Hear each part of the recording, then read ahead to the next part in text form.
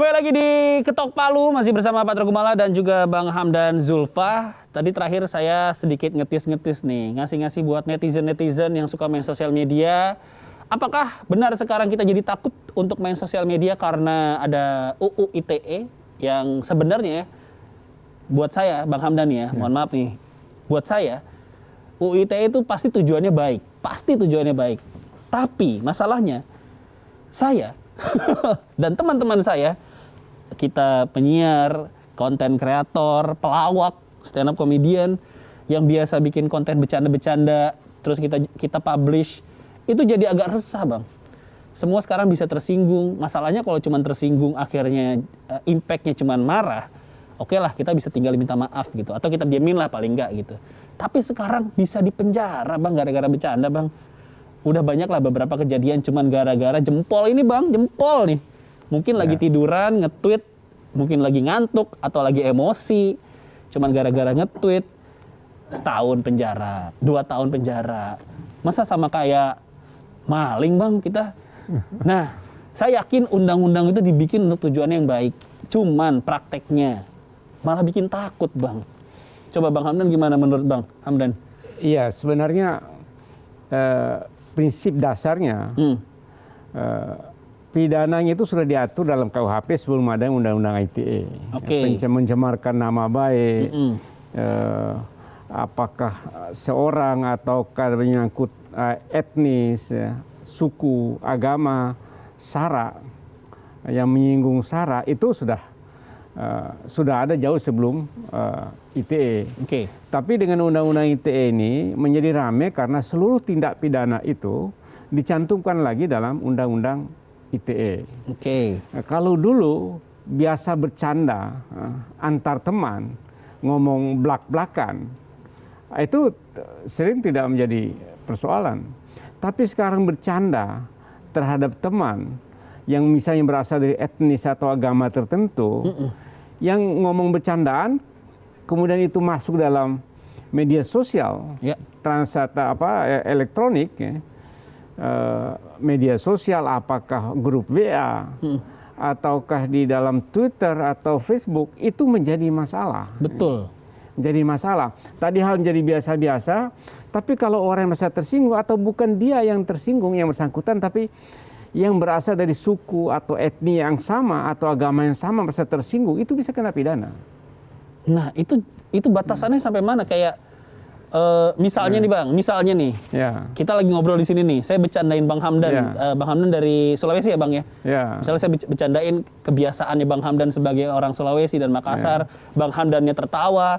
Kemudian nyampe nih di YouTube nih, Bang, atau di WhatsApp deh, potongan videonya. Ada orang Makassar mungkin yang tersinggung dengan bercandaan saya ke Bang Hamdan gitu. Itu saya kemungkinan bisa kena pidana, Bang. Bisa kena pidana. Makanya dengan undang-undang ITE ini sekarang hati-hati. Di undang-undang KUH pidana itu pasal 310 sampai 311 pencemaran nama baik, ya. Pencemaran nama baik seseorang, ataupun nanti juga terhadap etnik atau suku atau agama ras tertentu. Aduh, saya jualan ketoprak aja deh, Bang.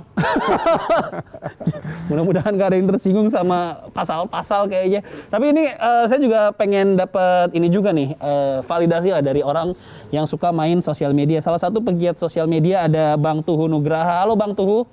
Halo. Ya, Mas Tuhu barengan Bang Hamdan Zulfa juga nih, kita tadi sedikit ngomongin UU ITE dari sisi hukumnya sebagai kita yang suka bikin konten di sosial media. Nah, sebagai salah satu yang ada di sosial media, penggiat sosial media juga, menurut Mas Tuhu, sekarang jadi agak lebih hati-hati nggak untuk bermain-main dalam tanda kutip di sosial media, Mas? Sebenarnya kalau saya jujur sejak lama memang sangat lebih berhati-hati gitu, karena memang digital ini kan banyak orang berpikir ini sebuah arena yang bisa bebas sebebas-bebasnya. Tapi pada akhirnya undang-undang ITE itu kan sudah aja sejak lama, itu pertama. Kedua, ada yang lebih urgent selain undang-undang ITE bagi diri saya sebagai pribadi ya. Ada juga masalah security, masalah privasi gitu, yang kemudian saya pertimbangkan ketika saya harus mengupdate sesuatu di media sosial gitu, karena dampaknya bisa sangat banyak. Karena selama ini kita lebih banyak berpikir tentang, oh berarti kalau misalnya ada media sosial semuanya bebas gitu. Padahal di situ juga ada potensi resiko yang mungkin banyak orang selama ini tidak terlalu pikirnya apa sih kayaknya takutan banget gitu. Tapi bagi saya, karena saya ada di industri itu, saya tahu juga bagaimana potensi kriminalitas, potensi data yang kita punya itu bisa digunakan untuk apa saja. Saya lebih berhati-hati gitu. Jadi emang lebih self-regulation, bukan hanya soal undang-undang ITE ya, keamanan, potensi kriminal, potensi adanya cybercrime dan lain-lain itu menjadi hal yang saya concern. Jadi ketika dan memang jujur 1 tahun 2 tahun ke belakang, saya udah lebih jarang untuk update di media sosial dan lebih hati-hati untuk apa yang diupdate gitu, karena biar orang tidak bisa dengan mudah membaca apa sebenarnya yang kita pikirkan, apa yang kita suka atau kita lagi di mana dan lain-lain gitu, karena ada potensi resiko keamanan dan cybercrime yang juga saya jagain. Selain undang-undang ITE kaitannya dengan potensi hukum ya yang akan terjadi gitu kan kalau kita melanggar undang-undang itu.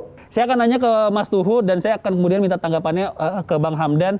Salah satu kekhawatiran dari undang-undang ITE, Mas Tuhu, sebenarnya dipakai juga sebagai senjata politik. Benar atau enggak? Nah, itu jujur memang juga bisa dilakukan untuk itu. Karena itu kan undang ITE itu kan sebenarnya sejak lama ya. Jadi bukan hanya di cyber gitu. Dan memang ada beberapa kontroversi yang menyebut bahwa ini itu pasalnya sangat karet dan lain segala macamnya. Jadi interpretasinya tergantung interpretasinya seperti apa. Sementara belum ada juga peraturan atau undang-undang lain yang lebih detail terkait dengan itu. Jadi ya kedua ini kan memang sangat berdasarkan pengaduan ya. Kalau misalnya ada yang mengadukan, maka dia bisa dipanggil polisi atau apapun gitu. Nah itu yang kemudian ya memang itu juga menjadi ada beberapa loopholes. Itu sebabnya kaitannya dengan politik. Mungkin saya nggak terlalu ahli kaitannya bicara tentang politik, tapi ya tadi bisa jadi itu akan ada kaitannya ke sana. Jadi sebagai pengguna media sosial kita juga harus lebih hati-hati ataupun tahu dampaknya kira-kira nanti what's the price that you must pay untuk itu. Oke, Bang Hamdan boleh tanggapannya Bang Hamdan?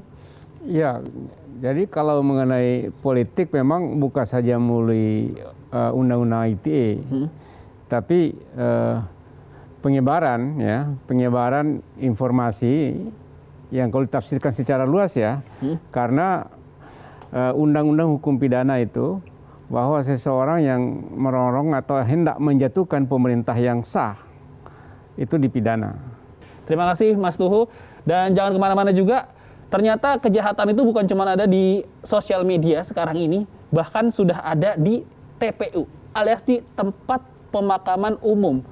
Belakangan katanya jenazah aja yang udah dimakamin bisa hilang. Bukan sulap, bukan sihir. Jangan kemana-mana, apakah itu akan ada tindakan hukum dan pidananya? Habis ini bakal kita bahas di Ketok Palu bersama Bang Hamdan Zulfa.